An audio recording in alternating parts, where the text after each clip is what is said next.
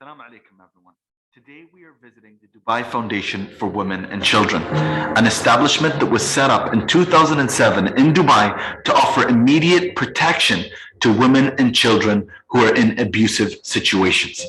We're going to be taking a tour of their facilities and their workshops and their training to see how they're supporting women and children to achieve their goal of having a community that is free of abuse and violence. So the first place that we're going right now is to the Care and Rehabilitation Center. When women come here, this is the first place they'll go to get taken care of, to get checked up, and to just feel safe again. Let's go.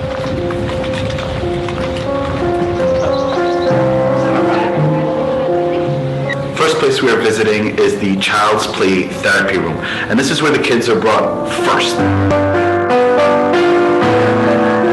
The important thing that I learned about why they bring them here first, to see all the toys and all the objects that they can play with, is to try and get the child to feel like a child again. This child has been through trauma, has been through pain, has been through suffering, and it's important to make them feel like a child again. Because it's only when they feel like a child again that you're able to help them overcome what they went through, learn from what they went through, and help them move on. This is the group therapy room. What happens here? We use that one for only two purposes: psychoeducation session. Psychoeducation is to make the person in front of you aware about the problem he is facing. They think domestic violence as normal routine stuff. Yeah, part of life.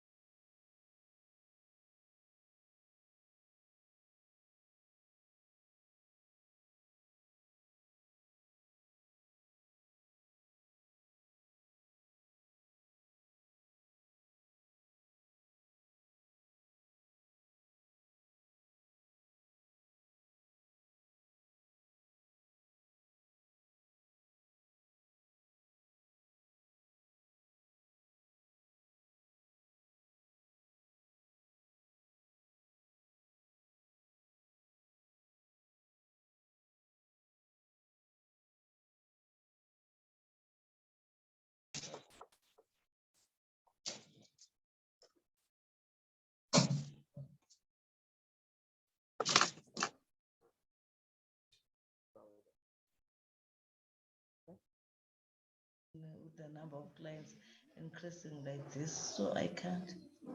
I know.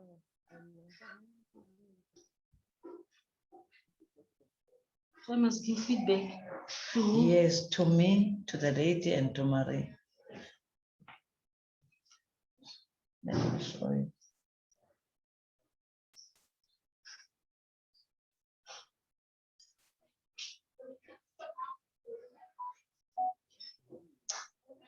I'll show you. Good morning, everybody. Social workers and My social name workers. is Gladys again. I'm with my colleague Lisha, which is we continuing today for session 2. I don't know if I can take out my mask. Okay, thank you. Okay, today I'm just going to remind you where we end up, where we started, but I'm going to just take the highlighters and then to add something that I couldn't do it like yesterday, and then it's not gonna be on the screen. Actually, I'm just gonna say it, the camera. right? Yesterday, I spoke about the communication. That is the key for Camera is off, everything. okay. I'm The gonna let minute the you camera on, communicating then you are going to see. is the where you will be able to manage or to go forward, or you sharing. That is our key. Then I wanted to remind you that in our shelters, you must also communicate with your colleagues, social worker, auxiliary social worker, the manager, and the house mothers, including our cooks also, because they normally already, like, they know what we're doing every day, although they're not part of most of the things that we're doing, but because they are there with us, then we have to include them. Then to talk to them, it's where we're going to use communication skill. And then I just wanted to add on this one, like, if maybe you in the shelter, and then you must always have your visitors book. That visitors book is helping you to show whoever is coming, like DSD, they are our main, right? To check if we're doing the right thing, we must have the visitors book. They must see how many people are they visiting us to come and do what in our shelter. Not visiting like to come and see Gladys, right? We don't want something like that. In connection with work. Then secondly, when we're doing our linen, we're giving out the linen to our client. It has to be in a written way, in a form. You make your own form where you're going to write everything that you're going to give it to our clients, or I might call it the resident. Then those people, when you give, as soon as the client came into the shelter, we give the linen, which is UTIC. I gave you the mattress protector, I gave you the fitted sheet, the inner, etc., etc. Then you as a staff, you must sign. And those things, it has to be in a good condition. And the client also must see that you gave her something in a good condition, which is the day she leaves our shelter, she has to return it back to you to show you that whatever you gave me that day when I enter your shelter, it was in a good condition, and I'm returning back in a good condition. The other thing, when our clients are leaving our shelter, somewhere, somehow they're taking something that they want, right? They pack them in their suitcases, in their plastics, in their bags. They take pillowcases, whatever small that may be, okay, I love these pillowcases, it will match with my whatever at home. Then they take it. And now I realize that they got a form of folding, which is they take a t-shirt and put it straight, put the hands, and put our pillowcases in the middle and roll it, right? Then when you search them when they leave to say, unpack all your things, she's taken as a roll, right? Put it and put it. Then I realized that no, this one is gonna kill us. Because you can see that maybe you know that, okay, we do most getting the donations, but you see that somebody donate linen, go matching with the pillowcases, but suddenly the pillowcases are not there, or the cover is not there. Then it's where I said, guys, let's change our style of searching. Then one day we just started, I said, we're starting with this one because he's leaving today. Then she came with that rolling system. Then I said to her, make sure your t-shirts, your pants, then make sure that we must see. Then the pillowcases fell on the floor. Oh, sorry, Mama. It was a mistake. How can you take something by mistake, isn't it? So then we must be careful, very, very, very on that one. Then the other thing, we must have, there's people that are coming to do maintenance in our shelters. We must put their numbers in our book, not on a piece of paper. Because the day you need those people to come and block your drain, to put the lights, to fix something, then you're going to have a problem that, Lisha, you remember John, the short one, the dark in complexion. He came to put our lights. So then how are we going to get that John? There's nowhere to be found. But if the number is in the book, then you just go to the book, then you open, then you find John. Is that clear? So today I'm not going to say a lot. I'm going to send over to my colleague, Lisha. Thank you so much.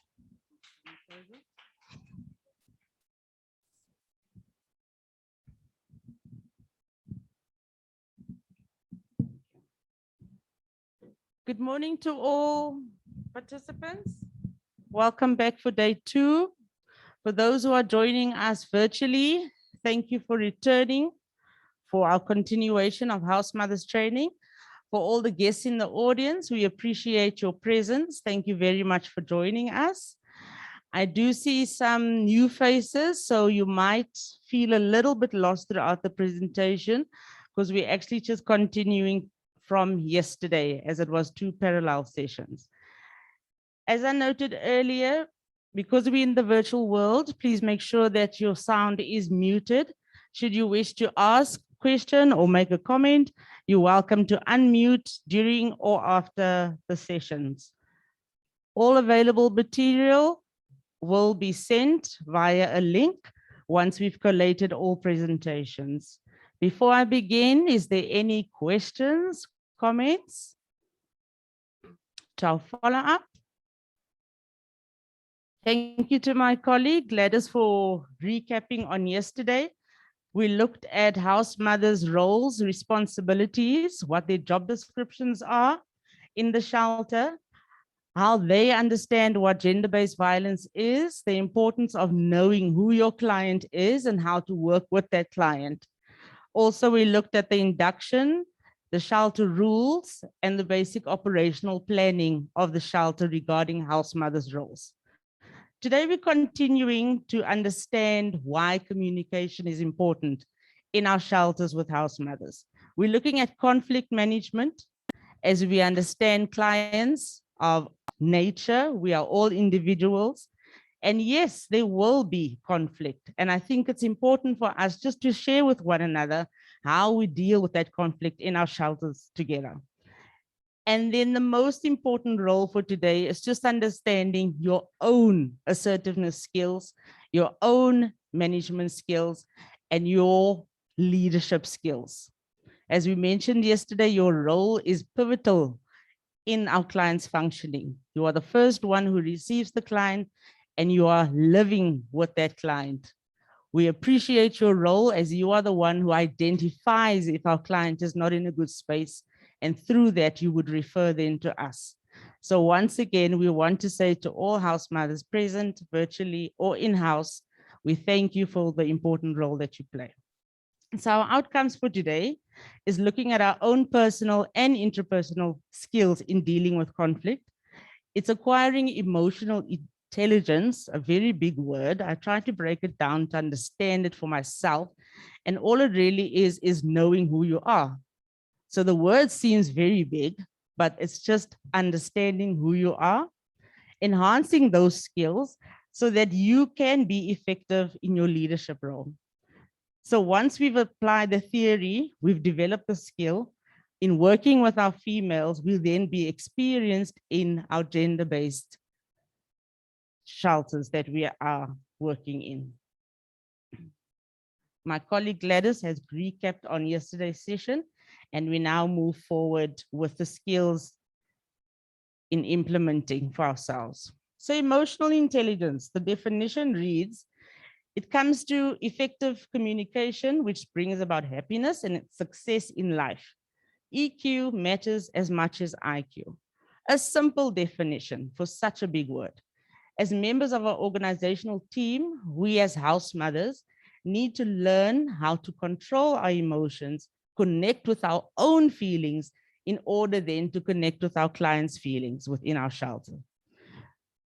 Looking at the broader definition, it's the ability to understand your emotion, manage it, look to positive ways, most importantly, how to manage your own stress levels, and then of course, empathizing and diffusing the conflict that occurs in our sessions. Emotional intelligence for me is looking at your inner being. Who am I? How do I, in my own space, deal with conflict? How do I understand a problem to be? Do I value other people's opinions, or do I cut it off and only value my opinion? Am I willing to work with diverse groups? Am I stereotypical and thus breaking communication between me and the next person? So it's almost like a soul searching skill that one has to develop in order to know who you are to function well in the shelters. So that's my understanding of what emotional intelligence is. In order for us to build a skill, we need 4 important building blocks: self-management, self-awareness, social awareness, and relationship management. Self-management is your ability to understand yourself, your ability to manage yourself. My role is a leadership role. My role is an enabler role. In order to function effectively, I need these skills to then serve my clientele. Self-awareness, who am I? What is my cultural background? What is my belief systems and my values? How is that going to affect my interaction with my client, who may be of different culture, different race, and different socioeconomic background? Am I going to use that as a barrier, or am I going to see through that and understand that person's point of view? Social awareness, where am I? What environment am I in? I'm working with vulnerable clients who have been through traumatic experiences.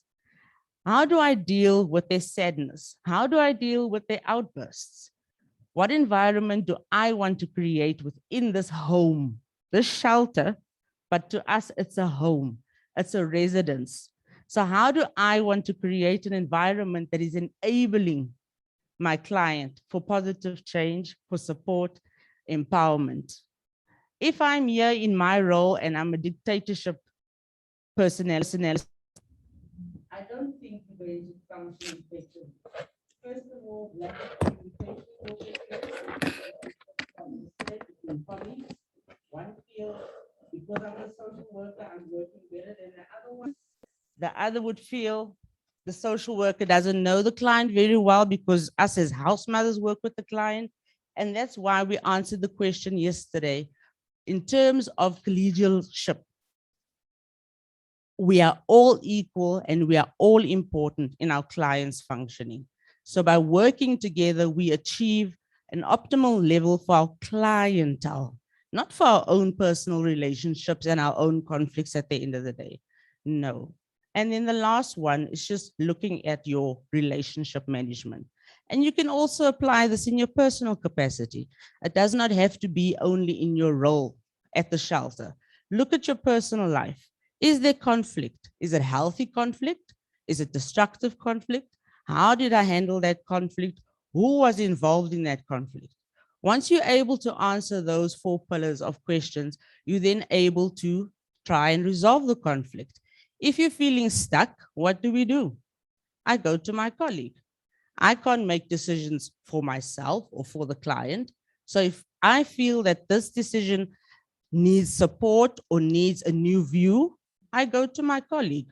Obviously, what we spoke about yesterday in confidence regarding clients' cases, but I would then confirm with my colleague, I'm thinking about this exit plan to enhance the client's development. What do you think? Do you think this would work? So it's not just about me in the role at the shelter, it's all of our roles in the shelter that matters.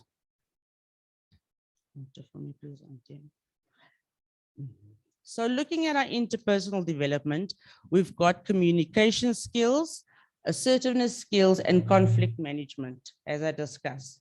These skills we need in order to function effectively in our role as house mothers.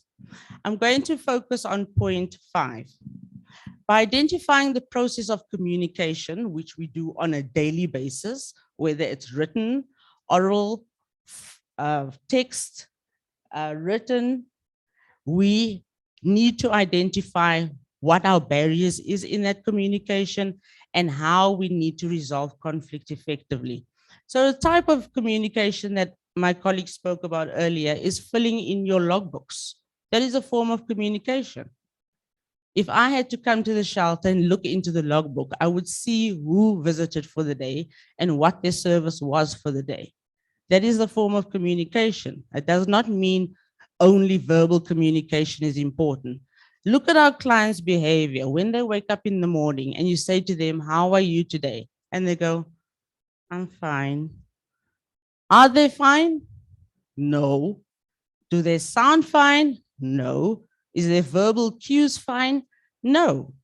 You as house mother, are you going to go, oh, okay, enjoy your day, and off you go? Or are you going to say, if you feel the need to speak to me, come privately to the office. Let's have a discussion. If you'd like us to call the social worker, can I do that for you as I see that you are not coping today? You need to make that call as a house mother. Are you going to dismiss her feeling or are you going to address the feeling? And in answering that, ask yourself, why am I here? Is it just a job or is it my passion?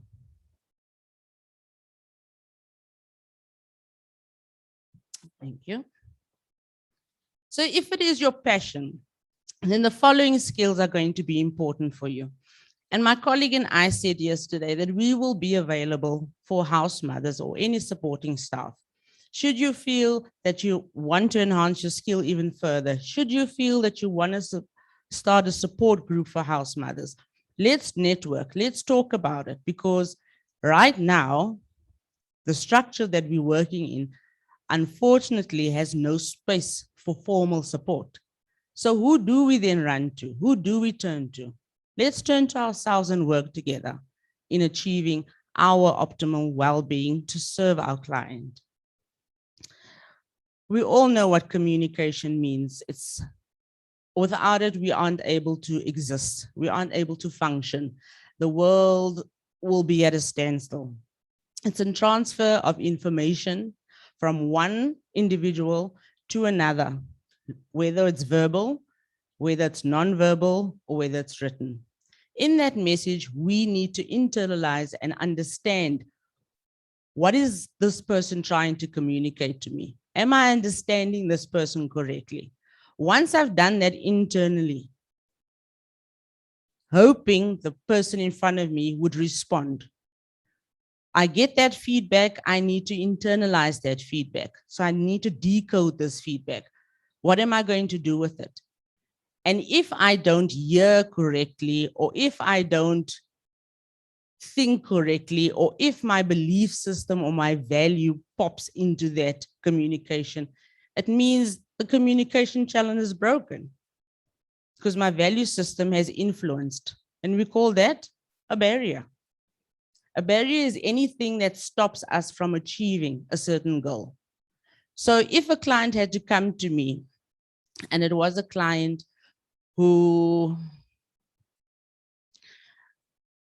perhaps was not sure of their feelings regarding gender, she's in a woman's shelter, surrounded by other females, but she's starting to develop feelings for one particular resident. She comes to me, Leisha, I don't know how to tell you this, but Jane and I have been getting along well. Leisha comments, yes, I've seen that. You guys are always together, having lunch together. You've started the book club together. Well done. But that's not just it, Leisha. It's more than that. Leisha now needs to decide whatever comes through as my channel of communication, am I going to be open? Am I going to be receptive? Or am I going to cut my client? She continues because I'm probing.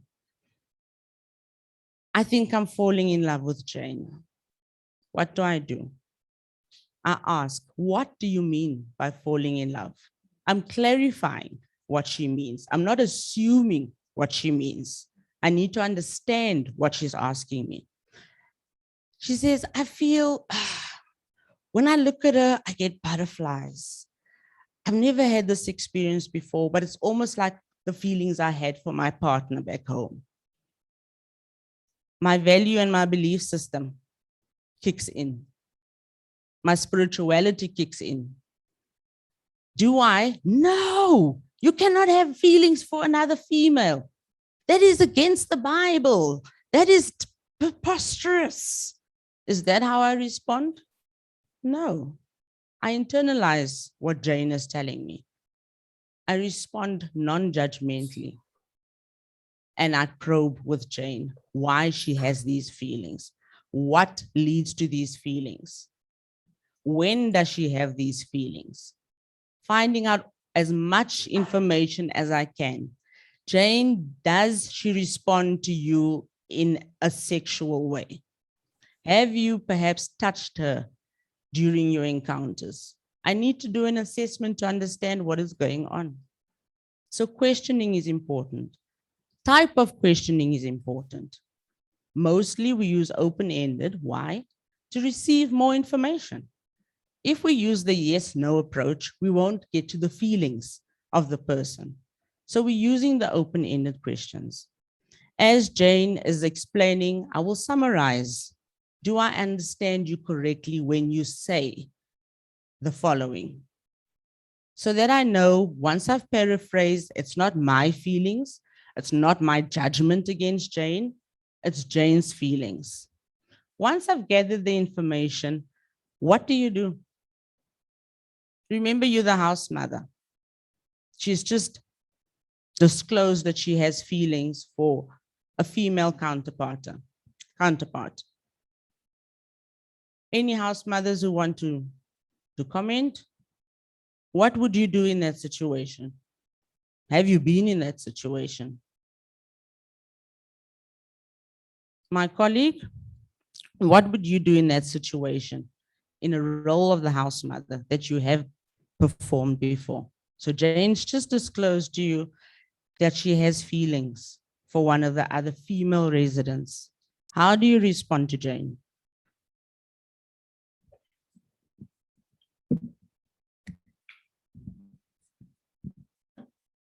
I am going to respond to her that we need to sit down and talk about it. Because by talking to her in a good manner, I think she will understand the point that if I like or I don't like what she's saying to me. Is it up to you to like or not like what she's telling you? It's up to me, because if I'm going to just let her say whatever she wants, and then at the end of the day, we're going to lack of our communication. We're not going to understand each other. So she's disclosed. What do you do now? You've had the meeting with her. You've had the discussion with her. What's your next step as a house mother? As a house mother,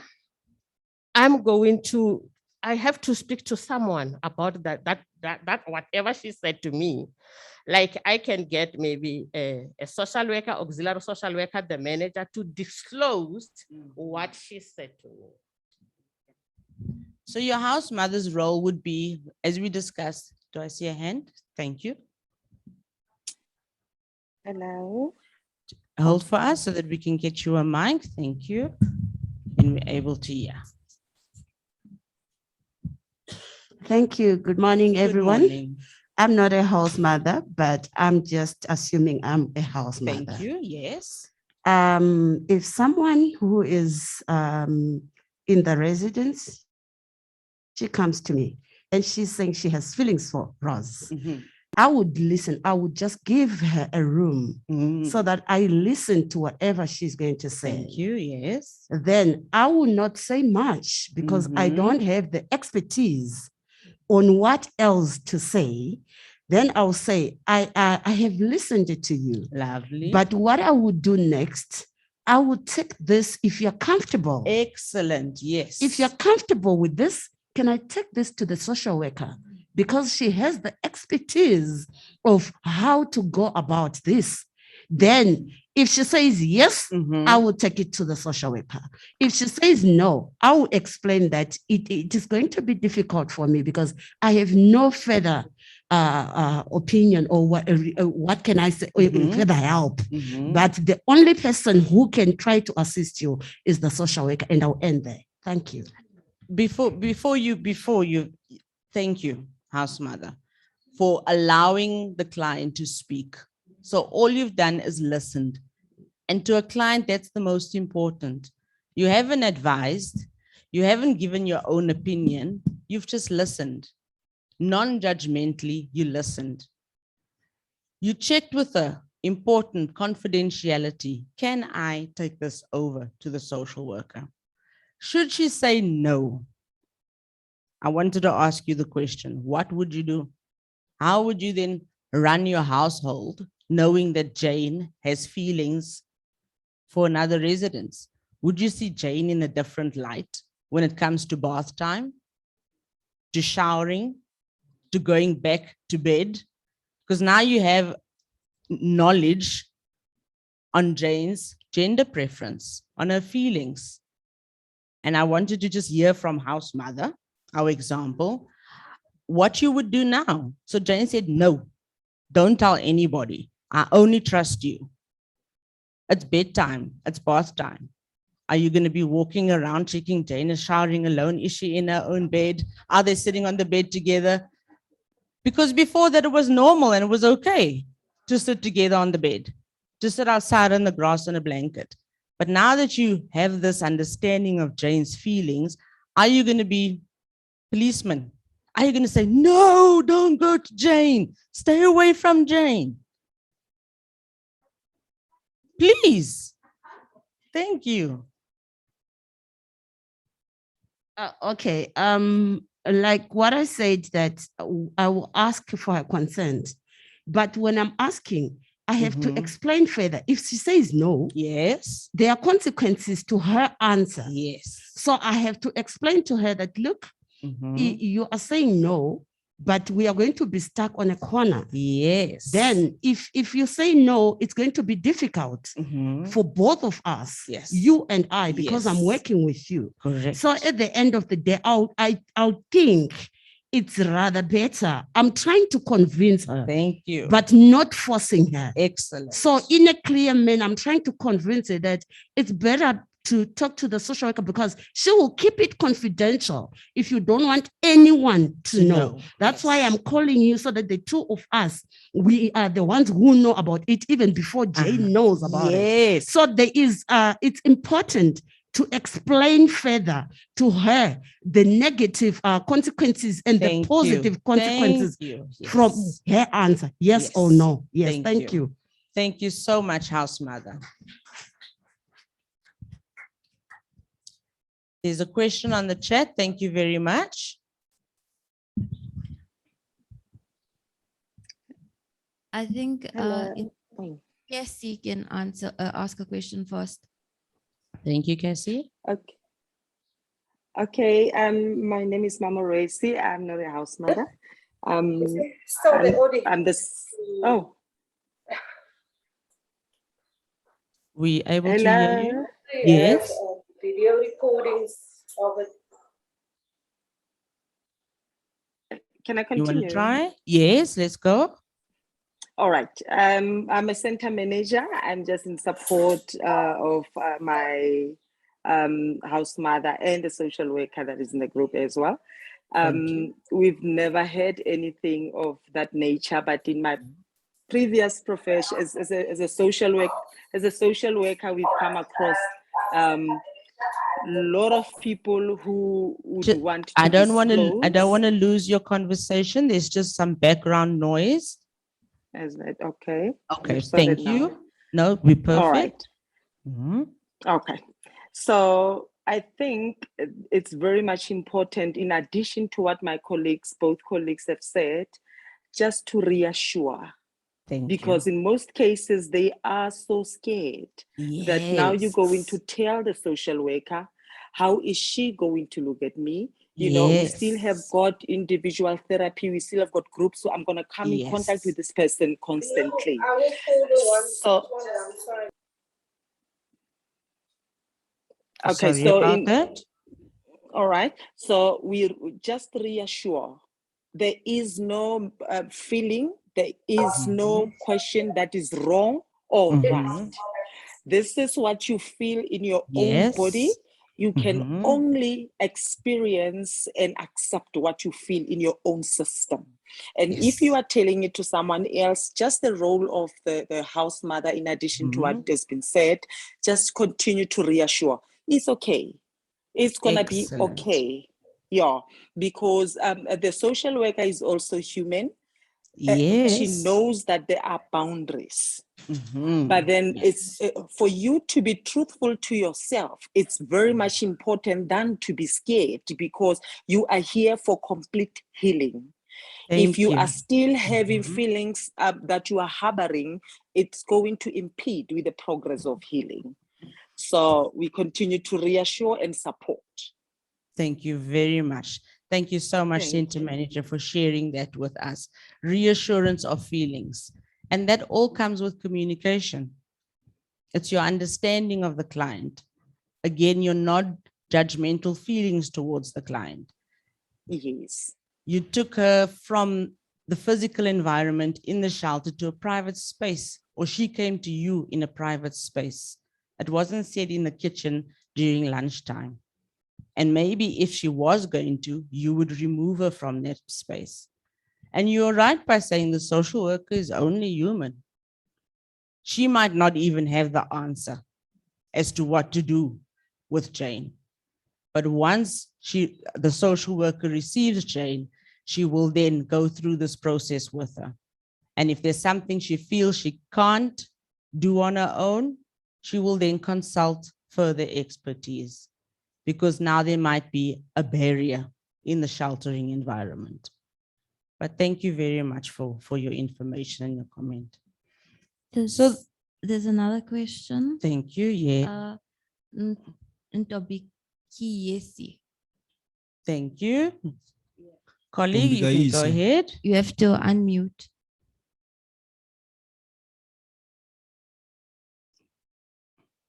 Please unmute, and then we're able to hear you. Yes, I will unmute. Can you hear me? Perfect. Thank you. Yes. Oh, okay. No, I was just going to add more from what Dave just said now, that communication is vital. If there is something that a person told you about her secret that she has had, it can also, what can I say? It can also break her her way of dealing with the situation that she is at. So, and also the progress of her healingness and the progress of the healing.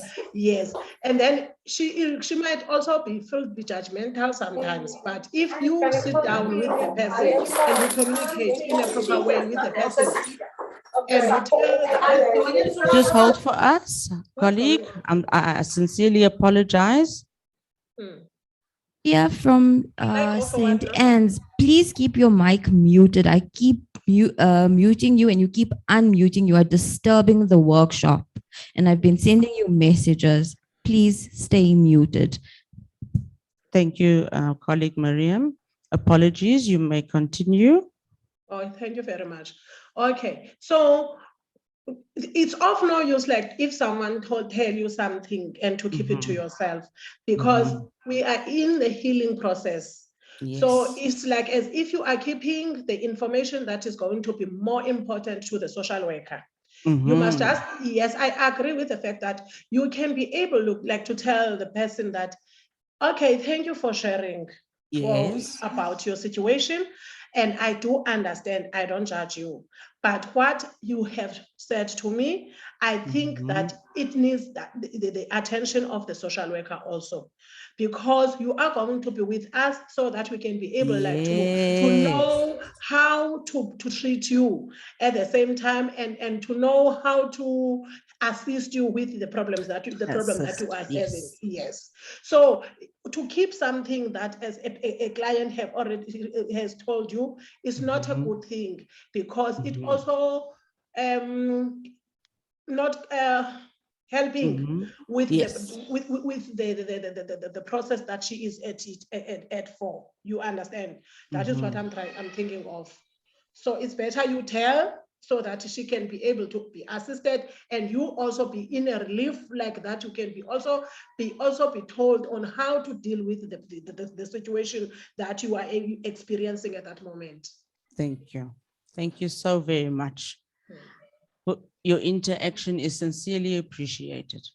Thank you very much. May I add something? Yes. I'm Benita. Nice to meet you. Listening to the situation, I fully agree with the colleagues that they spoke previously. But it's like I would reassure the client that I don't have a problem with her sexual orientation. But on a personal level, I don't have. But I will encourage her to speak up in terms of how this behavior will affect everybody in the shelter, because it will bring a sternness, a steering, how can I say now, abruptness if people find out, because people sense, people can feel the stuff, especially where women are together. There is that tendency of sexual orientation, so so I will just reassure her that, it's fine, that she needs to speak up for the benefit of everybody here in the shelter. So how do I deal with that? Yes, that is all I want to add. Thank you so very much. I'll summarize when all the comments have been concluded.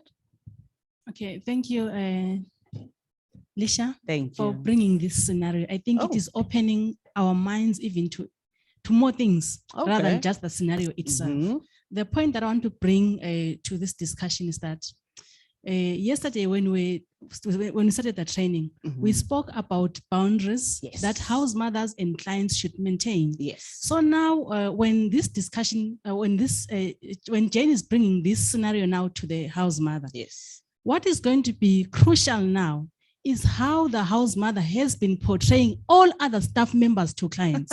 There is that tendency that remember, house mothers spend a lot more time than any other professional in the shelter with clients. So if, remember colleagues, when we are sitting in our offices, we spend our time there. You can end up knowing if I'm a homophobic, I'm a xenophobic, I'm an Israelite, or I'm an, all those things. We talk about stuff as colleagues in offices. So when the house mothers does not maintain boundaries, and she goes to clients and say, no, Fisane hates gays and lesbians.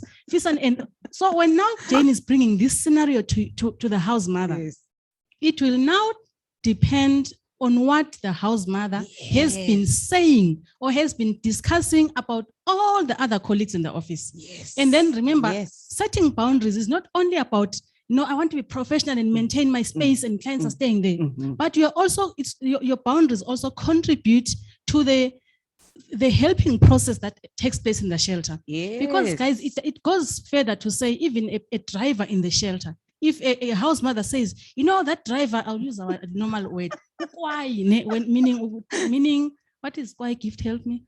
She's too strict. Yeah, she's too strict.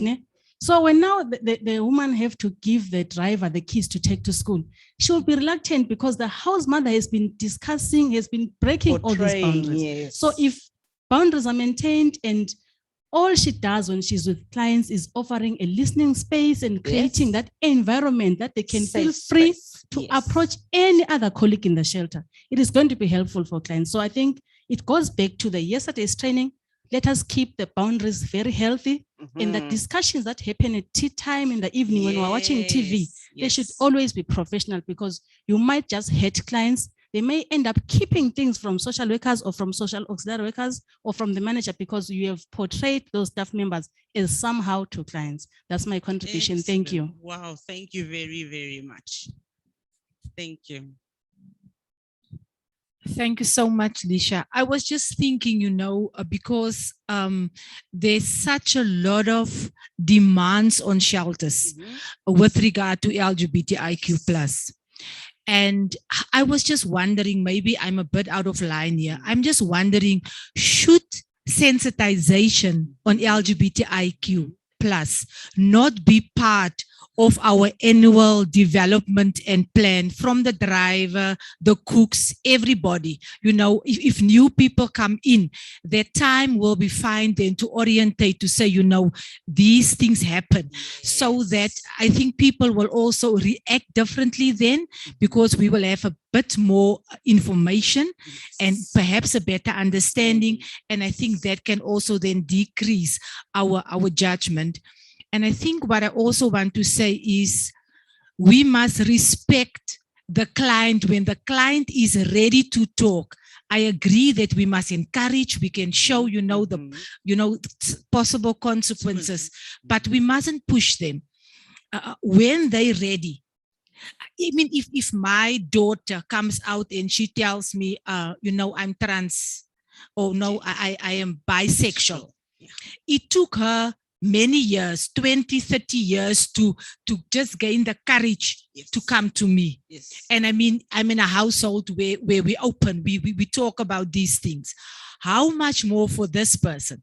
So we must just be mindful, although we want her best interest to be paramount, we shouldn't force to say, you must go speak. We can either say, when you're ready, because I understand this is difficult for you, but when you're ready, it's advisable that you then speak to the social worker. Thank you so much. Thank you very much, Ms. Khantana. Galaxy J1 Ace, you can unmute.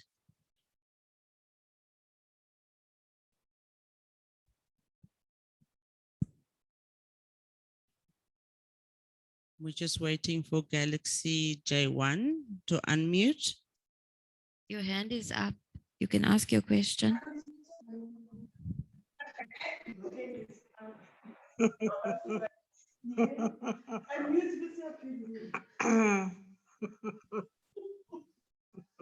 Are we ready to go ahead, colleague? Yeah, Galaxy. Okay, I think our colleague has left the conversation. Let me just summarize what we've shared with one another. And everybody's points for me is vital in understanding how we function together.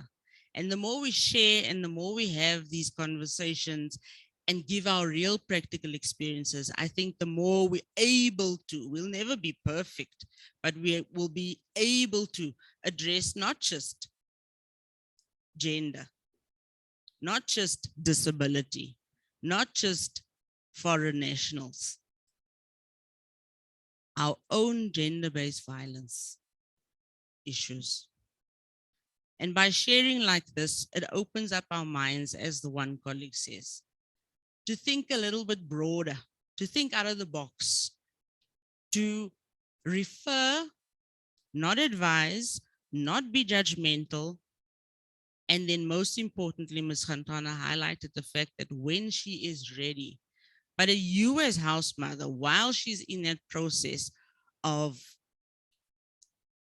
becoming comfortable in herself, your role would just be then to make sure that the household is still functioning in a normal, and I put it in inverted commas because nothing is normal, but make sure that everything still functions the way it does. Very important, colleagues. So now the shift changes. Next house mothers on shift, we're doing a handover. House mothers. Wow! I must tell you what Jane said. Jane is a lesbian. Just watch for her.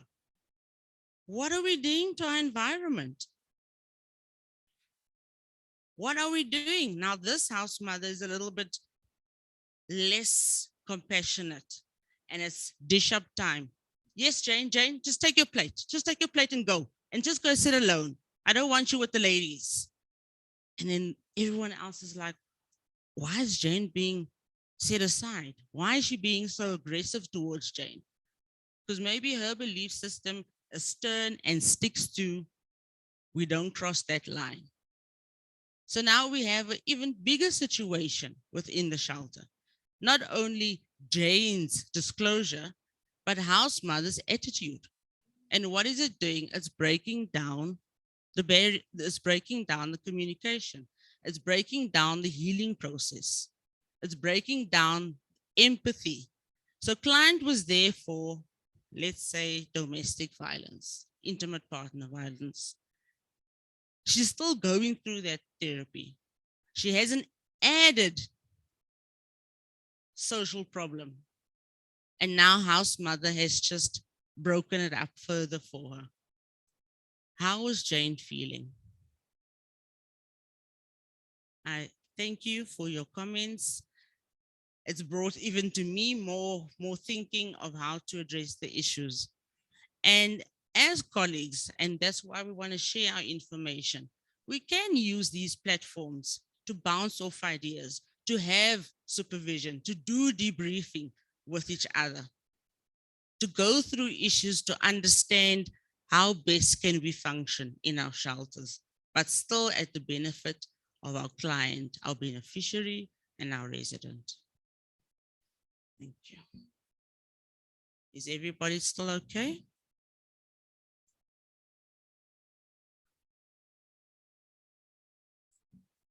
Thank you.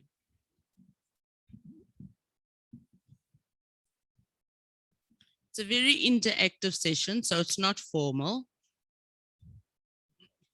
I just want to ask a question, colleagues. Jane, she never said what we're talking about to the house mother. She said to the one of the clients. How do we deal with that situation like that when she's saying to some other one of the clients, I've got feelings for you? Then the other client is coming to the house mother to tell the house mother that, you know what Jane said? She said she's got a feeling for me. So then what advice can we give to the other client? As a house mother. Just to check, the other client, is she resistant to what Jane has said, or is she merely just coming to inform you, by the way? Maybe by coming to me, she was like, she had a shock. Yes. Pika Yisa, you can unmute. Thank you. Okay, first of all, you listen to what the person have just said to you, and then you also ask the person, how does she feel, you see? And then how does it make her, whatever she had like experience now, what is it that makes her to think of, you see? And then after that, you ask her what you can assist her with. So that you get a permission from her. If she said she is not feeling like free when she is seeing this person, then you ask her, she must come up with a solution. What can we do better so that you can be feeling much better? Then she is going to lead you. And then when after that you call, you go to the right person, like maybe you go to the social worker and you explain the situation that there is this thing that is here. Another thing, what I was going to say, if we need more training also for the house mothers, also for the first time, because first of all, we were dealing with the ladies. We were dealing with the ladies, without another genders that we're in. As we grow, and then things are happening now that then they are starting to show up. So there is a lot of things that is now new to everyone. Yes. So, and then we need more information now on how to treat the people that are not like us, or are not that we are not familiar with them, like the transgender people. So you also need on how to work with them at the same time, and also know their rights, so that if whatever you are doing, it mustn't also make that person to be offended.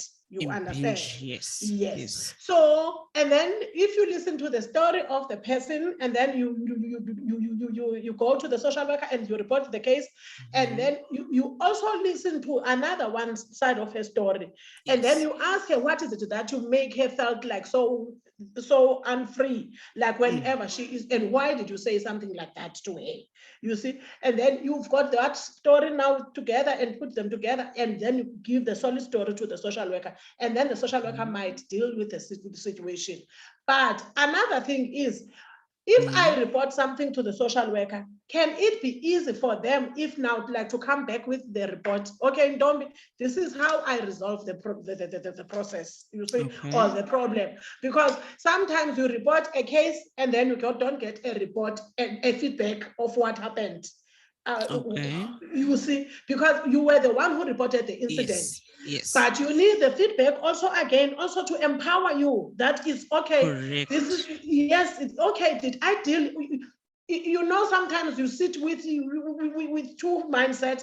Did I dealt with this matter in a right way, or did I judge the person in a wrong way? Yes. Oh, so you need that assurance that no, you dealt with the process in a right way, and then I'm glad that you did it like the way you did it.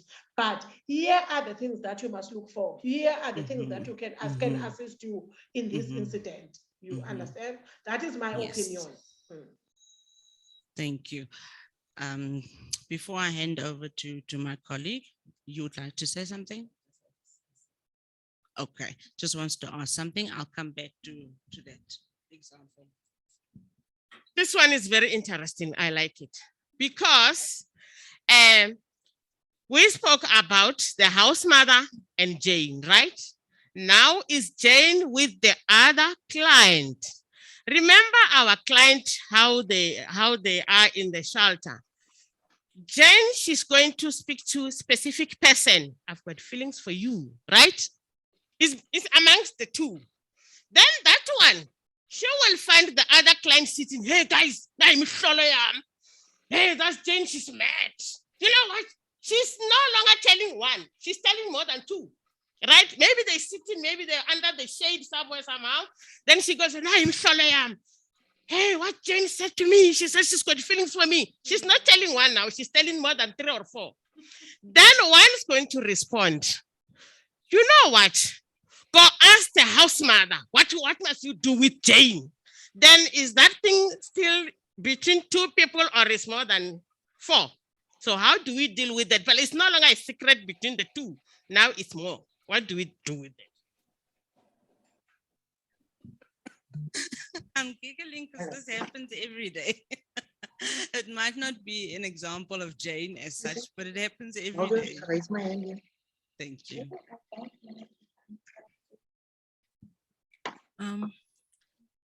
Good morning.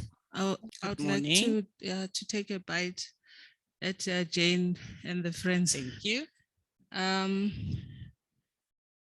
It's so funny how we treat people who are differently sexually orientated or disabled as different people. Yes, thank when you. we have one constitution Yes. that protects all of us.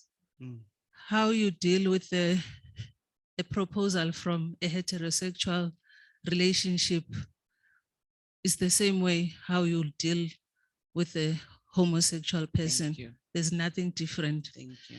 even if people would go and tell somebody else, if a guy proposes me and I want to share it with my friend, I can do that. And if that person was ready to come out when they went to the other person to propose, it means they are ready to handle their case. Okay. So sometimes being very protective of people who we claim are different from us, it's also a problem, because why do you want to treat them differently? You need to capacitate them to take ownership of consequences of whatever they're doing. Thank you. Thank you very, very much. Thank you. We have 2 hands raised over the chat. Rudo, can you please ask your question? Unmute. Thank you. Thank you so much. Morning, everyone. Myself, it's not a question. It's actually a comment regarding that Jane here has informed the other ladies in the shelter. It's just a comment to say, you know, as house mothers, as all the staff members at the shelter, what are our rules and that we sign? Because these clients, as they come, they sign a contract with the shelter, you know, to say, I will abide to this. We have house meetings with them. So it's actually, we tell them that, you know, your secret, don't tell all the other ladies. Yes, yes. And is even for them as well to say, don't be the social worker, don't be the spokesperson for someone's story here. You came here, you have got your issue, you want assistance from whatever shelter, from the house mothers, from the social auxiliary workers to the social workers. So this will need now, you know, reinforcement in the house, in the meetings, you know, to say, ladies, as you are here, if you say your story to everyone, don't now, because in the end, they end up blaming the shelter. Is the house mother who said so, or even they pinpoint all the staff members, you know, trying to blame, you know. Yes. So I'm just saying it calls for us as to be one, from the house mothers to the social auxiliary workers to the social workers, to ensure that we are strict, not strict to make them like in a prison, but to ensure that we really stick to our rules and of the shelter. What does it say? We emphasize as well constantly. These meetings must be mentioned in the house meetings. Later on, now, if this is now a talk in the, it calls for everyone to sit down with them, from the house mothers to the social worker, then she intervenes. But I'm just re-emphasizing to say, this must not be because it's a bisexual person or whatever. Rules and of the shelter apply to everyone, and it must be done so to everyone. Thank you. Okay. Thank you. Before, if we do have another Can I question, I'd just like to summarize it. Colleague, go ahead. Apologies. Yes. Oh, now I just want to add on this discussion now, and taking us back from the beginning about ourselves, like, you know, looking at ourselves and where we finding ourselves emotionally. And I think that is the most vital role for us as house mothers, because clients do play us up. We can talk how much and re-emphasize the rules so much, but if we are not assertive and applying ourselves where we at, then everything will go havoc. So as a house mother, we mustn't like give them that upper hand that they are in control of the situation, you know? So we need to do our bits where the communication is very important amongst us as staff members. So yeah, I just think we need to apply ourselves and know where we at, because sometimes we respond out of our own emotional issues and stuff like that. So we need to be assertive. Yes, thank you. Thank you so very much. And what I'm appreciating about everybody's feedback and input is that the slide behind me is speaking to exactly what we're saying. So the theory and the practice that we're applying and what we're experiencing is actually what is translating in our shelters. I wanted to mention the one colleague had said she would like feedback. So once she's handed over the case to the social worker, she would like feedback from her colleague. we strive for communication amongst all staff members, and that's what we spoke about yesterday. We looked at strategies on how to build each other and not just have one role as being more important, italics, than the next role.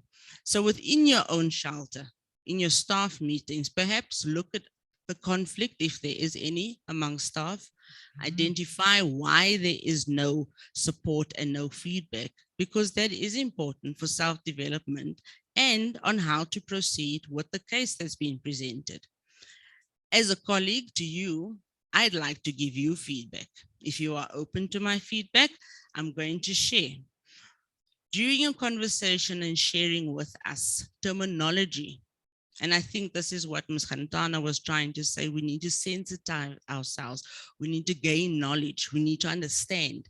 So your terminology said them, those people. So what are we already doing with the terminology? We're excluding. We're saying the group is different to what we are. So simple things like our terminology, let's start already applying ourselves to just say the term instead of that disabled group of people. Next one. Tombi Kaisa, you can unmute yourself. Okay, no, I just raised my hand before she mentioned the last spokesperson, and then she mentioned something that I was going to raise. No, it's fine. No, please go ahead.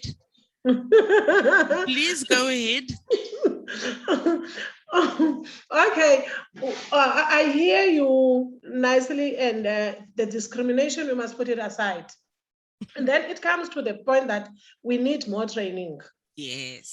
And more training that we need, because if it starts with me being empowered, then it can be easy for me also to be able to handle the situation in a different manner.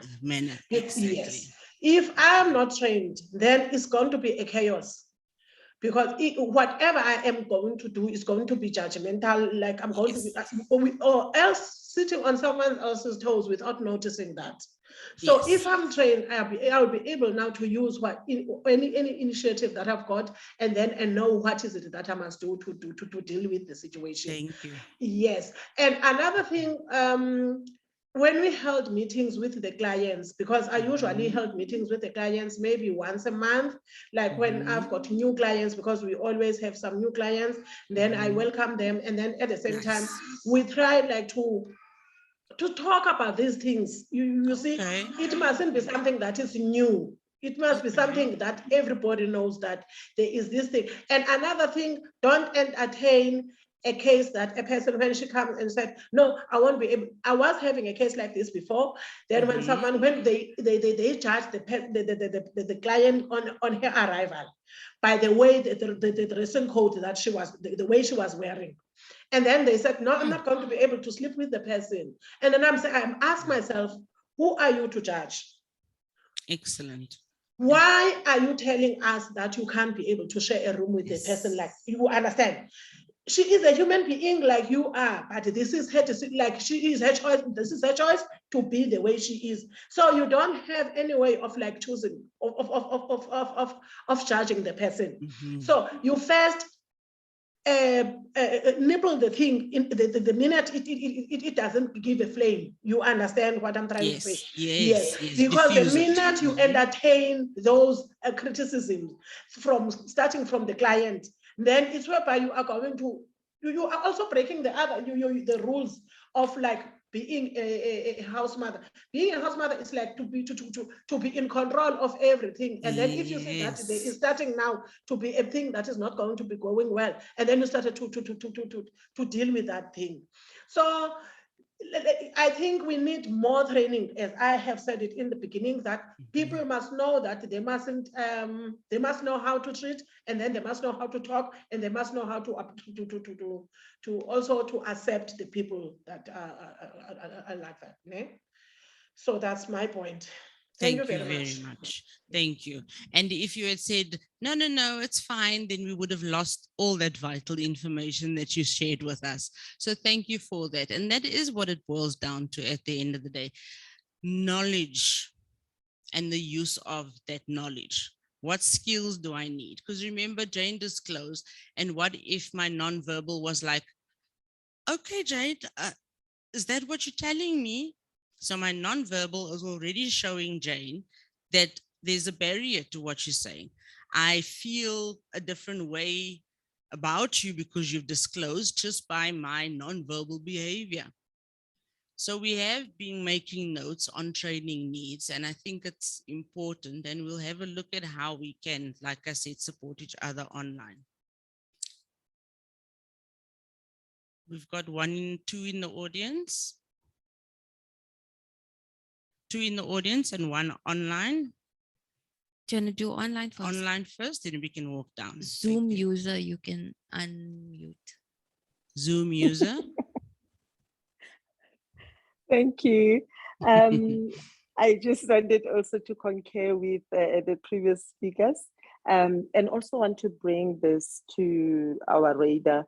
Remember now, we've been having shelters previously, but it wasn't in a limelight like it is now.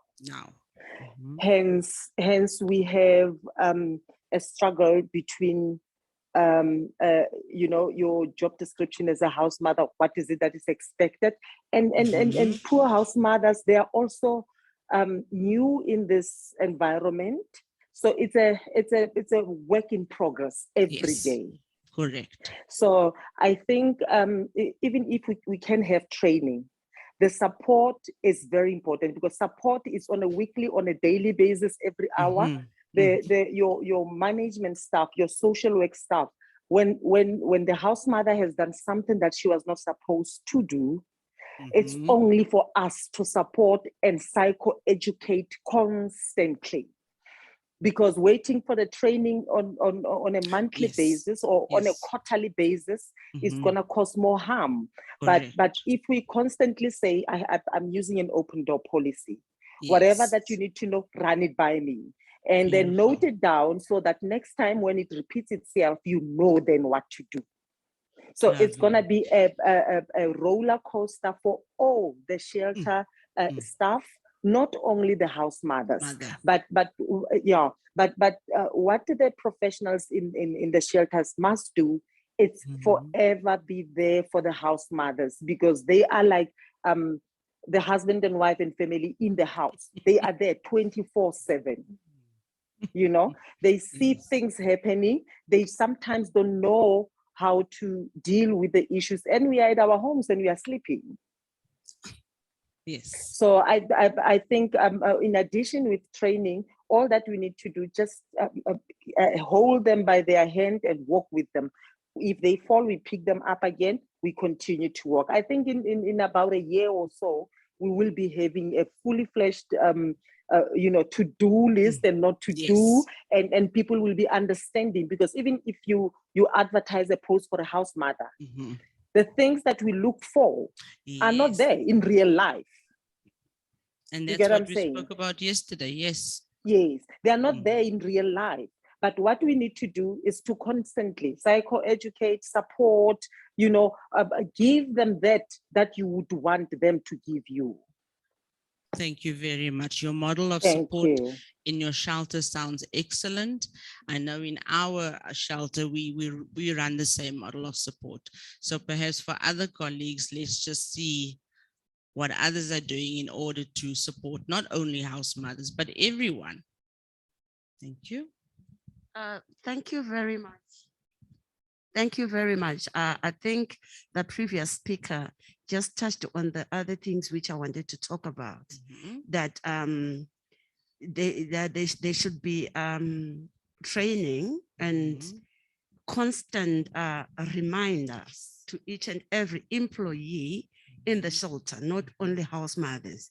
And I wanted to also to point out that realistically, our shelters are in different places. Yes. Yes. Some are in rural areas.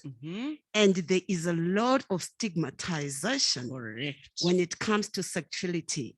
So capacitating the staff members in the shelter, all of them, it's the, I think we can take it from there. And in each and every shelter, there are rules and regulations which govern each and every resident in the shelter. So there is need now to maybe to review them. And there is something which is pointing at sexuality. And when clients comes in, on that orientation, they are supposed to be told about sexuality so that they will know if now Jane comes and says, there is this, I'm feeling this about this one, it will not raise eyebrows to anyone because we have alerted them when they were coming in.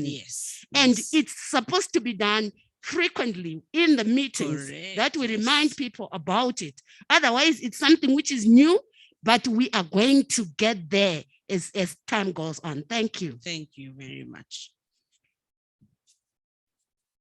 Our support and our attitudes towards all subjects is important. We had a hand from the audience.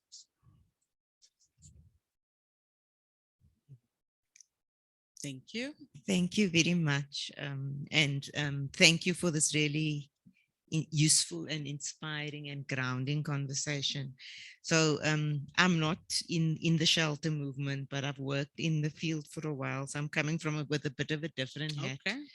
And one of the things, you know, I'm hearing the thing around training, around the rules, around the ongoing support. And one of the things that we have found is useful is creating a context in an organization, or in this case within the shelter, where people are really able to ground themselves within themselves, like mindfulness exercises, issues, and it's beyond, you know, religion per se, but really every morning, you know, supporting house mothers and others to really take that space to ground, you know, and to feel their own power, their own divinity. So that's the way one can actually engage with things that come up that are so complex, and also to find ways to encourage clients to do that as well. Right? Because ultimately we all have the power to take our lives back and our bodies back. And then to see how one can pull that into the way we build the culture in the shelter. Because if, you know, house mothers have such an important role in shaping that space as a space of love, you know, a space of light. And one can only do that from that place of internal power. So almost another piece, beyond, you know, capacity, you know, ongoing mentoring and support, but also that kind of grounding in place. Thank you. Oh, lovely. Thank you very, very much for that. That is actually very, very important what you touched on. And I think it looks to stress. And as we go along, we're going to go through stress. And one of the ways to relieve one is to have mindfulness and self-understanding and self-reflect. So others would choose spirituality as a form of coping, and others would choose meditation as a form of coping, others prayers as a form of coping, but very important, looking after your inner well-being in order to understand the complex nature of our society. And very nice to say, include the clients in this process. We actually do offer, as part of our group work program, meditation. So once a week on a Wednesday, one of our colleagues goes through meditation classes for 30 to 45 minutes with our clients, just to help relieve that stress, to open up the mind to new possibilities, new thinking around their own feelings and emotions. Lovely, thank you. So as I've said, what we've gone through really is the presentation. So I'm going to move on to stress. And we had a colleague, for those who missed out yesterday, from SADC, who actually addressed the importance of stress, understanding the consequence, the negative, the positive of a stress, and how to then effectively go through the process of stress in relieving your daily personal and work-related stress.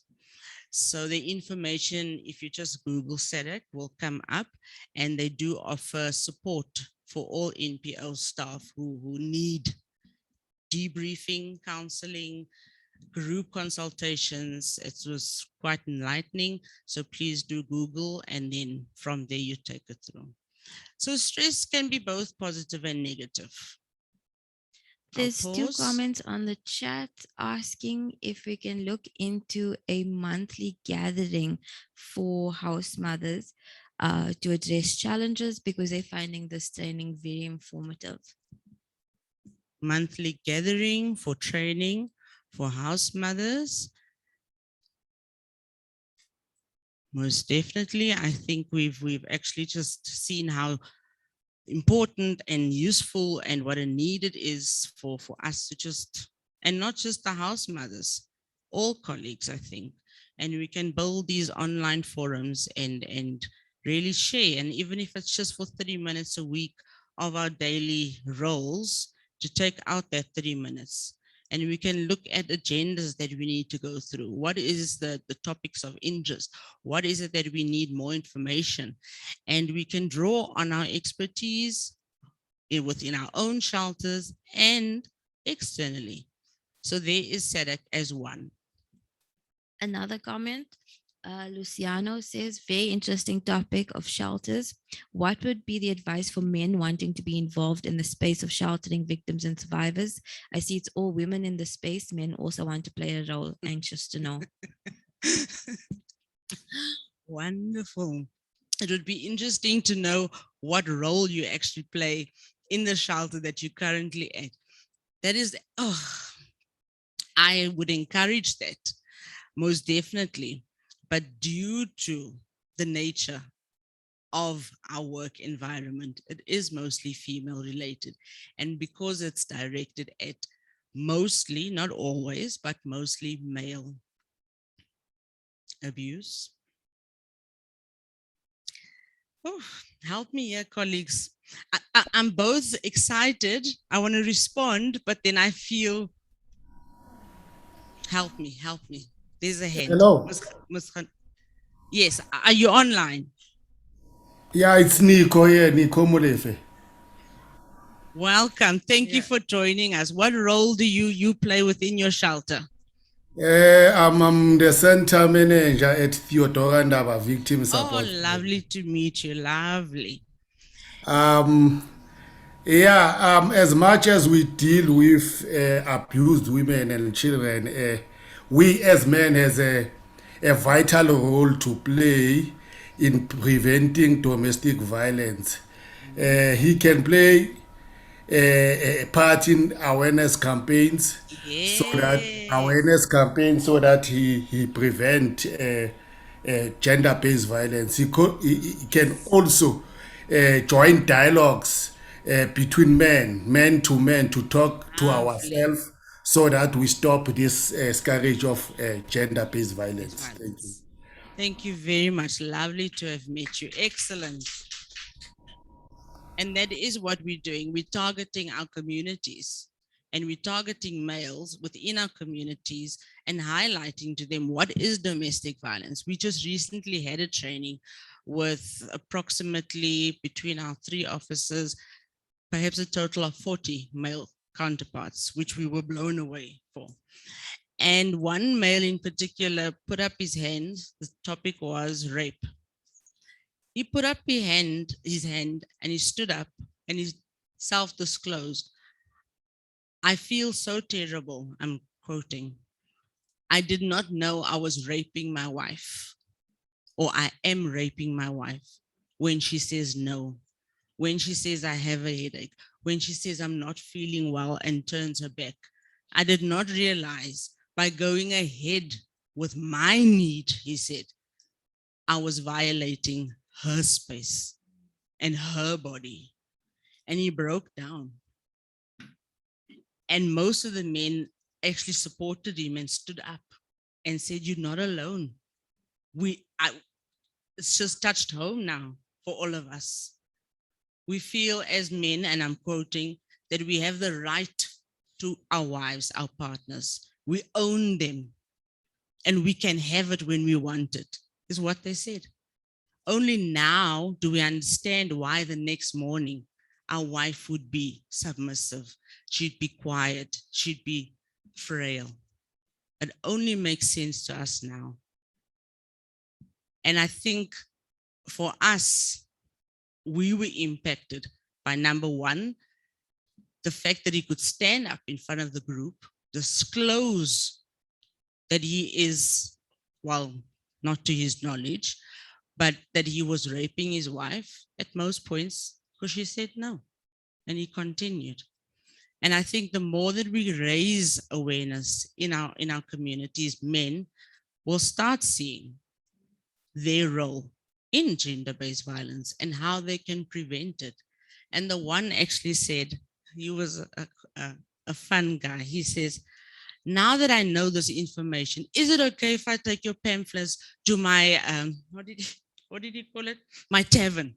I have a tavern, and all the men, we meet once a week on a Friday and we drink. Can I take these pamphlets with?" And we were delighted. So in their gathering, sharing in alcohol and in conversation, they will be spreading the message. So we handed out the pamphlets. I saw, yes, thank you. I was going to respond and sound slightly controversial because Okay. as women, we sometimes forget that even men are abused. And we see it every day playing out in TVs, if it's not in your community. So even the term that we use in South Africa, we don't use violence against women and girls. We say gender-based violence, which encompasses a number of people. Yes. And I would like, I think in 2018, I was told there's one men's shelter in the Western Cape. I'm not sure if they're affiliating to the National Shelter Movement. And I know DM from Social Development was trying to create 8 more, one in each province. So I'm not sure how far they are with that. But it is also critical for us when we are having conversations as women dealing with abuse to be frank with ourselves as well. Because we've been having these conversations amongst ourselves as women as if we are policing ourselves, as if we are getting solutions for ourselves. That's why we created shelters, because we needed to run. But now we understand that we need to be in conversations with men as well to push them for change, because they need to change.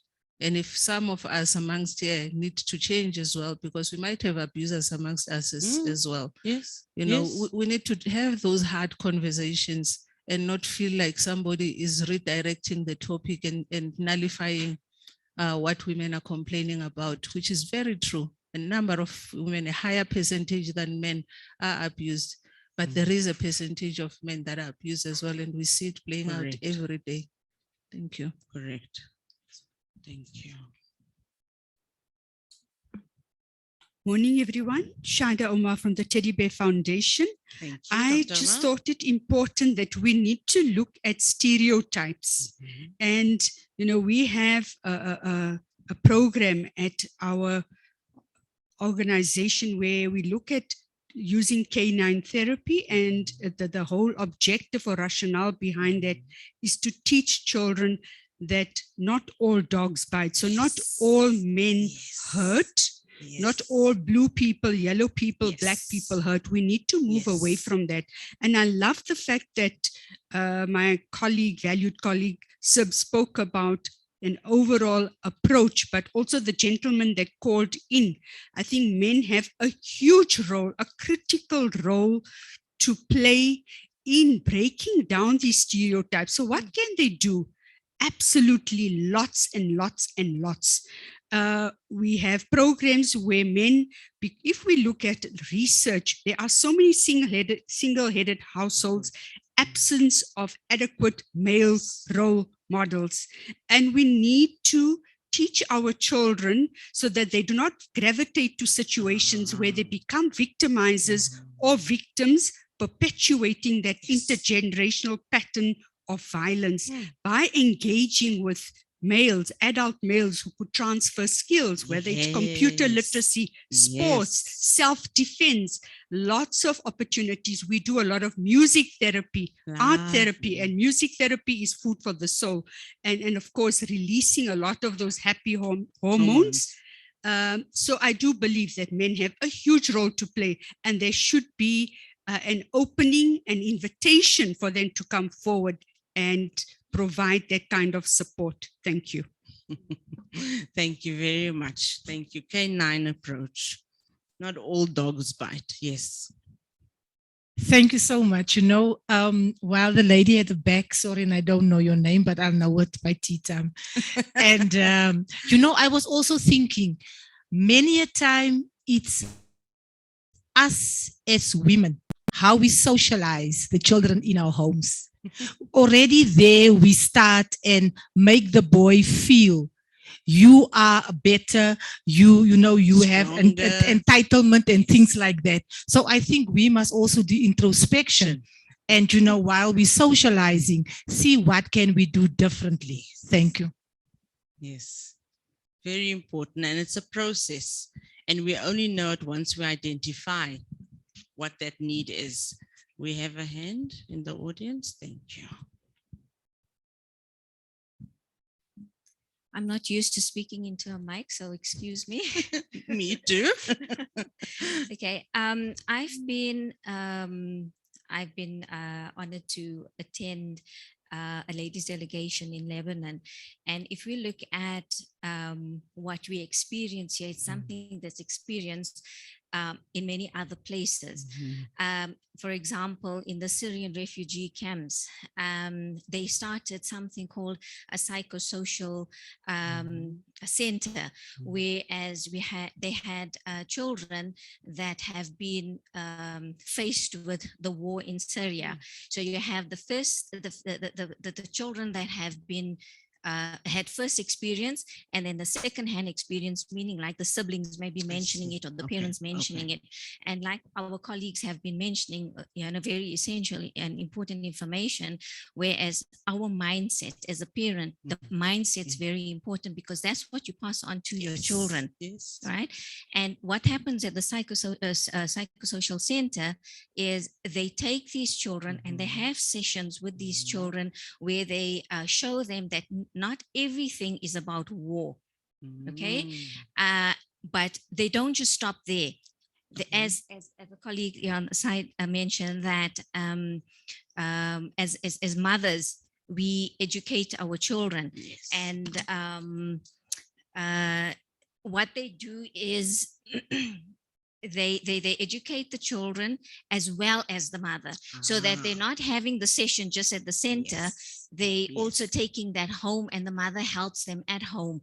A lot of people and a lot of, especially women, society has made it such that, you know, women are weaker. And sorry, I'm not trying to be discriminate or anything, but it's been like this forever. Society has made it seem that way, but we all are strong. And as much as we also try to educate the women, we need to educate the men and the children as well. And like our colleague says, that it's not about, you're a boy, you mustn't do this, or you don't have to cook, no, everyone has to do it. Yes. You know, it's not a boy's role. It's not a female. It's not a male role. And also from an Islamic perspective, we were taught that our Prophet, peace be upon him, also assisted in the house, also did certain things, and he was also kind. He's the best of mankind, we say. But even though that we say he's the best of mankind, the mentality and society has made it seem that no, the man is the most important, and this is what you do. So we need to just move away from that mentality and you know, as you also mentioned that the gentleman said, can I take the pamphlets to the tavern? Yes, that's what we need. You know, the awareness is important, and the education, the perpetrator as well as the victim also Yes. needs to be educated. Thank you. Thank you very much. Thank you. And very important, I was actually going to ask you when you said the center is for the children, and immediately I thought children are going back home. So what happens within the home? So as I was thinking that, you already completed the answer. So yes, education, knowledge cannot be kept for ourselves. We need to share as much as possible. We need to distribute our thinking. And this workshop, training workshop, I call it a workshop, has actually opened so much different avenues that we've not so much steered away from the presentation, but that we've actually opened up doors to many other thinking, many other interventions, many other perceptions, many other how-tos and who-to.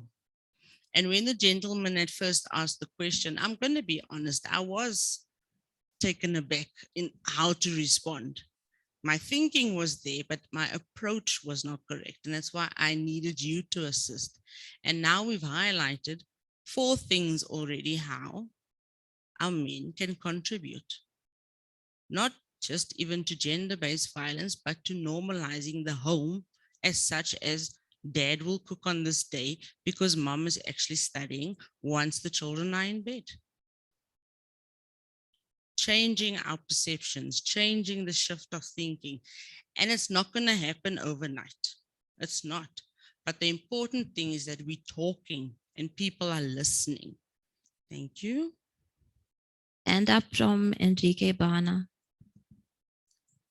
Good morning. Good morning, everyone. Good morning. My name is Enrico Bana from Wawa. It's a short-term shelter in the far west end. Yeah, just as my brother was talking there, I was burning. So yeah, so I had to just say something about the topic. But first, I will talk about the house mothers. Look, we are a short-term shelter, but the thing is, Enrique, you lost? Are you still with us? On Wawa? No, we've lost him. There's another hand from Inshibo. Thank you, Inshibo. Hello. Hi, colleagues. good morning. Good morning. There's something that I would like to say. We are from Goldfields Family Advice Organization, House Mothers. We come across different situations whereby our clients, when they were abused by their husbands. And in our culture, and we know that women back then, they were told that the husband will tell the wife that, okay, my wife, I don't approve if you work. I'm the only one who's going to work. I'm going to put food on the table. I'm going to buy clothes for my kids. I'm going to buy the furnitures in the house. And when it comes to the abuse, the man will abuse this woman, and this woman will be afraid to open up cases against the husband, knowing that he's the one who's providing. And if she lays the case against the husband, the man won't be able to provide as he used to provide. Then, as they are placed here at the shelters, there is nothing that they are doing about themselves, and they end up losing hope that they are helpless. They are doing nothing about, like, they don't have any work to do, and they end up not doing the programs or anything that the shelter is putting up for them. Maybe if there should be something that we need to do to empower women to have their own work, or maybe have a source of income, not to depend on men, because when the abuse happens, they are helpless. There is nothing happening for them. Maybe like programs or educational things for them to do, knowing that they have skills. They won't be depending on men. If men abuse them, then they know that they can stand up for themselves and do something for their kids. Thank you. Before you go, colleague. So help me just understand if I was listening correctly. So you'll have your client within your shelter. Yes. Why are they feeling hopeless? Why are they reluctant to attend programs?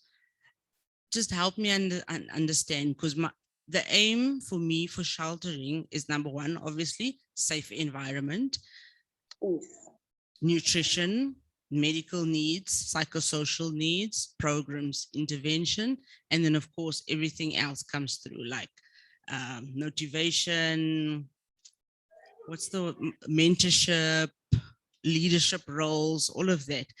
Why is it that your clientele feels hopeless when they're in the shelter and not wanting to participate? They feel like the programs that we have for them, they are too boring for them. It's like they want to do what they used to do at home, going out, having some time with their kids outside. But we do discuss with them that you can't go out because maybe the perpetrator is out there looking for you. So we might be putting their lives on danger. We discuss that, but they don't understand. Okay, what programs do you run, if we may ask? Let's We see. do Let's see if we're able to give you. What programs do you run? In our shelter, Skills development. Yeah. The skills that we have some beadwork, some needlework, and we do have some gardening. As we speak, we have some vegetables there outside. You know? So it's like it's a boring progress for them, a boring program for them. They don't feel like this is something that they will live doing for the rest of their lives. Maybe if we should have some training from educational sectors or something like that. If they leave, they will have at least they have a certificate for those who don't have I matric. see. Yeah. Okay. If All they right. want to find some work, then they will have some, at least on their CVs, they will have something that they have accumulated for themselves. They will have some work at least. Okay, now I'm understanding. Okay, I Yes, ma'am. understand now. Okay, first of all, when your clients are with you, you're going to have to, in some or other way, show them why these small projects that you have running is important. For me, beadwork would be a stress relief. Help them understand that when they are doing the garden, their focus is away from home. Their focus is on growing and developing, whether it's a plant, whether it's a veggie.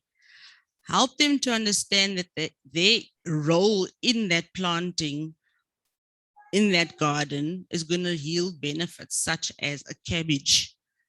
Allow them to see that the input, physical input, working with their hands in the soil is going to produce something that we can share as a meal together.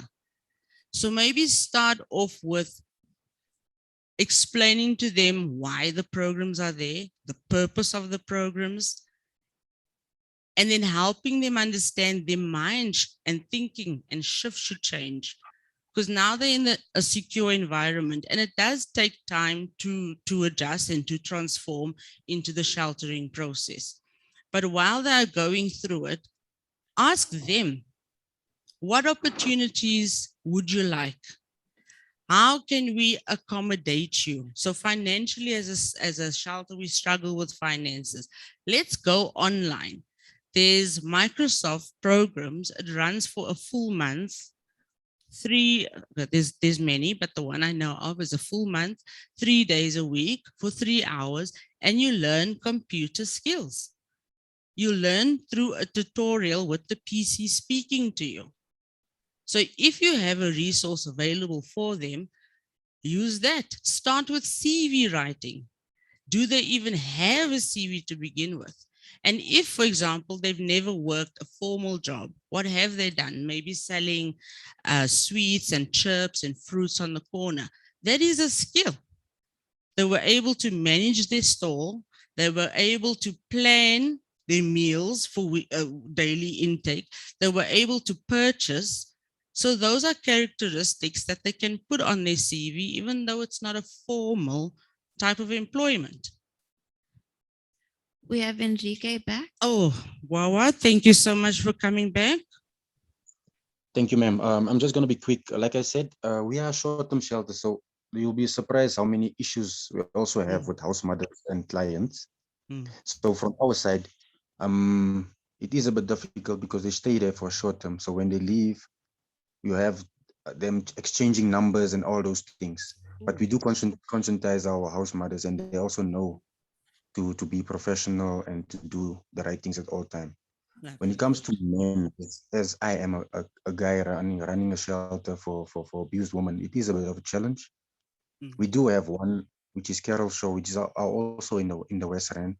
Not sure about Rebafenia. I think Veronica Gantana will give us more feedback on the other men's shelter in Pretoria. So I'm not sure, but the last time I heard they're not operational, or there was something happening.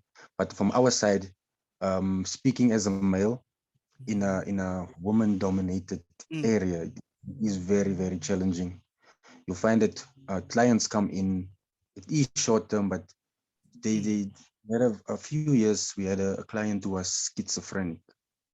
So she was basically she will just come out of the bedroom and just barge into my office and then just talk to me like I'm someone that she knows. So that was very challenging a few years ago that we also had at our shelter. But like I'm saying, as men, we need to also change the stereotypes, especially when it comes to the whole notion of women shelters. And I know there's not a lot of men shelters, and in the men shelters we have house fathers. So how Yes. them, to especially in the LGBTIQ plus spaces that we work in. How do we say not them? Conscientize and have that for the next person. So our shelters, that we say that it's accommodative, but when we get gay or lesbian client, it is a huge challenge. How do we place them? How do we put them? How do we, we don't have spaces like the other shelters have. So we have a small space, and we need to also deal with certain things of spacing them in different rooms. But yeah, it's very challenging. But yeah, I just thought, let me just put this out there so that everyone can also see up from our side as an organization where we are at and where we want to move also, But thank you. How short is short term? Look, it's a date, 2 to 3 days. Okay. Not it's basically just we just hold them for a few days, and then we refer to most of the long-term shelter. I see. Yeah. So more of a crisis intervention, and then a referral gets done for longer term sheltering. And it's been very hectic. It's been very challenging, especially during COVID now, because do an intake of a client, you have to keep them. Most of other organizations, they're talking about a waiting period. You have to wait for 14 days. So it has been hectic during COVID for us also. So taking someone, you screen them, you can't test them also, So it is. Yeah, luckily we didn't have too much COVID cases at our center, so we're not complaining. Thanks. Lovely. Thank you very much. Thank you for your input and your view as a male who's running a shelter. We have a question from Zoom user. Thank you again. Yes. I also just wanted to understand from the previous lady who spoke about their clients, they can be moving, they can go out of the shelter because of the fear of I think sometimes when people are locked up in one environment, they will really feel lethargic, and they will lose interest in anything. What we do at the shelter is we do allow, if maybe they have some money just to go by, but they go with one staff member. Okay. Just to give them that, because we don't want to take everything from them, their freedom, everything. We don't want to do things for them. So they would go out, would say, okay, between this time and this time, it's your shopping, or whenever it's once a month or once in 2 weeks, but we don't like entirely say to them, no, we'll do everything and anything for you. Okay. All right. And how would you?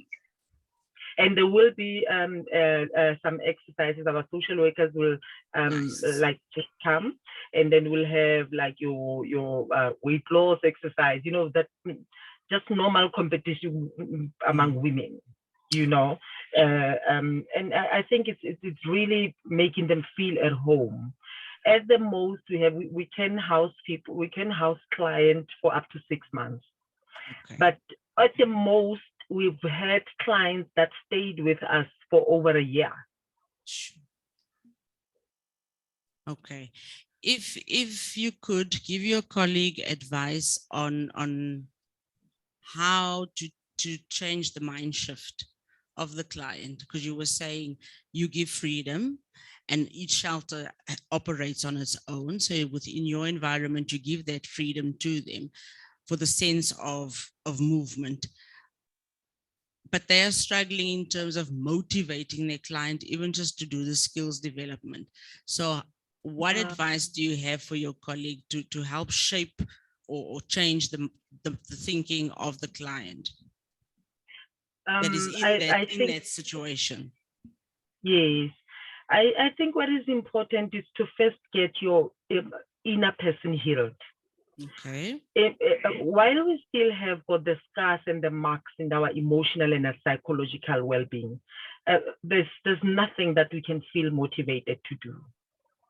So the first few weeks, maybe work on the client.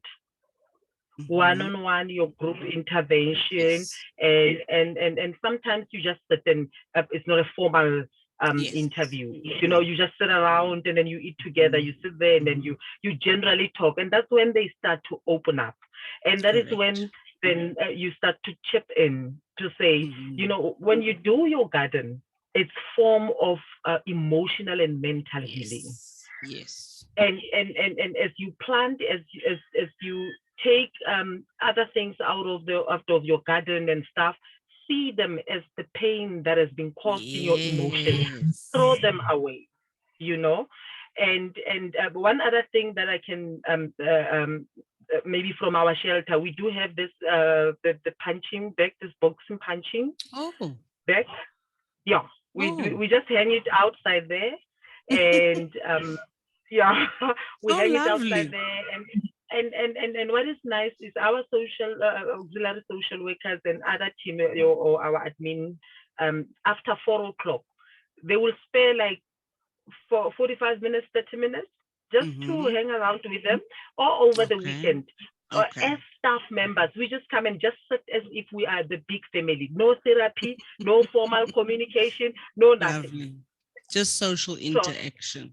Just social interaction, and I think they love it, because if we skip a week or 2 weeks and we're not coming, they start asking, but where have you been? You know, the weekends and during the week are different. So we're just trying to improvise and come up with other things. Sometimes we'll bring like our kids, small kids, to come just spend time with the kids at the shelter on a Saturday, play netball or play whatever.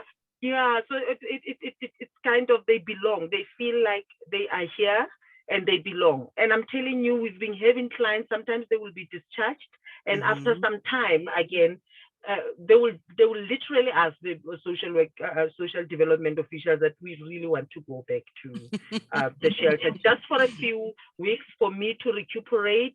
We don't want it to be a place where they run to, but we are also saying to them, should the skill or mechanisms that you have learned not work outside, don't fall back to what you used to do previously.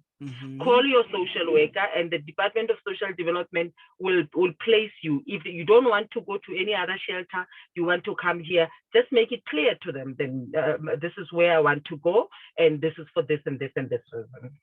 So I think it's very difficult to work with a person, but then we don't have a manual. We take things as they come. Yeah, and we tackle problems, their problems, and their demotivation differently, because they are different individuals. Exactly. Yeah. Thank you very much. Thank you, colleague. I think we all have learned from your experiences and your interventions. It sounds very influential, and I think we will learn and implement as we go along. I'd like to at this stage, okay. There's a comment from Charlene Peterson. Coming back to training of our house mothers, Enrique has a good point. We need to be trained in how to deal with the resident client who is schizophrenic, as well as other residents who are affected, scared when they experience the behavior of schizophrenic residents. And then Beth Shikum has a hand up. Okay, so dealing with mental health also in our shelters, very important as a training need. And then we're going to take the last question online, and then we are wrapping up for our slot. Chico. Good morning, everybody. Good morning. I just want to know, as we're ending today's session, the possibility in future maybe for first aid courses. You know, we talk about mental health, but maybe sometimes we can get a situation where we're going to need physical help for a client. Okay, thank you. First We aid. will. First aid course. First aid training for the staff. Yeah, for house mothers. Okay, for the house mothers. Yes, very important. What we usually do is draw on our community resources. In that way, we then invite our stakeholder to come in the shelter and then go through a basic first aid training with house mothers. So maybe reach out first to community stakeholders. Otherwise, we can work together and see then how we best can accommodate that. And we note that as a training need. I would like to thank everybody for your participation yesterday in our first session and today in our second. We sincerely have enjoyed having you. We've learned lots of implementation skills and interventions that we can take forward in our sheltering. To our house mothers, again, we salute you for being behind our client and shaping them through our intervention as a shelter. My colleague, would you like to close off? I personally have learned a lot. I'd like to thank everyone that shares. We had made notes, and I'm hoping to be in contact with you within about 2 weeks from today. And as I've said, the presentations will be up for you to access, as well as the recordings. Thank you so much. Thank you, everybody. Thank you, colleagues. I just want to say we really appreciate for sharing the information with you. You did learn from us. We did learn from you. I think we must have ongoing in future, how we're going to meet again, where, when, can be next year because already it's the end of the year. And then also, I want to tell you that you are welcome to contact us. Our number is 011-854-5804 or 5, NISA Institute. Thank you so much. Can you repeat the number, please? 011-854-5804 or 5. Thank you.